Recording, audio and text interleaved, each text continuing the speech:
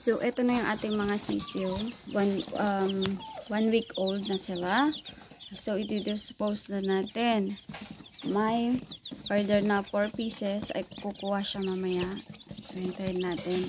I-update ko kayo kung magkano ang presyo ng sisiyo. Ito ay mix na. Hindi ko alam kung saan dyan yung Brahma, yung Rhode Island, yung Jersey Giant and Brahma. So, siya na yung mamimili kung ano yung gusto niyang breed dyan ng manok. So, swerte niya kasi siya yung mauunang mamimili at mapipili niya kung ano yung gusto niya at mapipili niya yung malaking lahi dyan.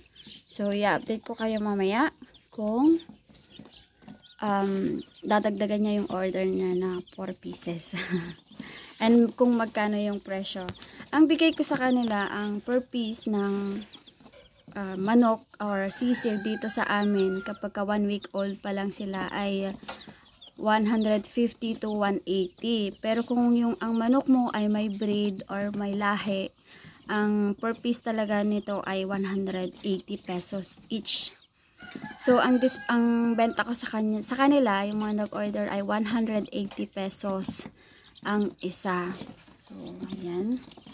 Update mamaya yung kukuha. Bawas na kayo.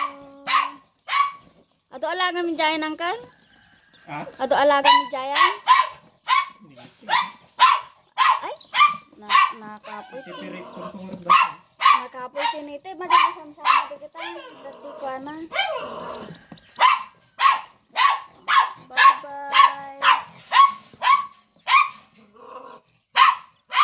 Wala dyan, tanong 720. Ito yung bayad ng 4 na piraso.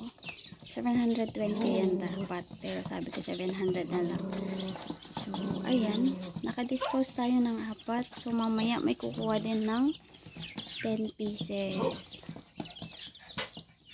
Yan muna for today's video. Maraming salamat. God bless everyone. Bye!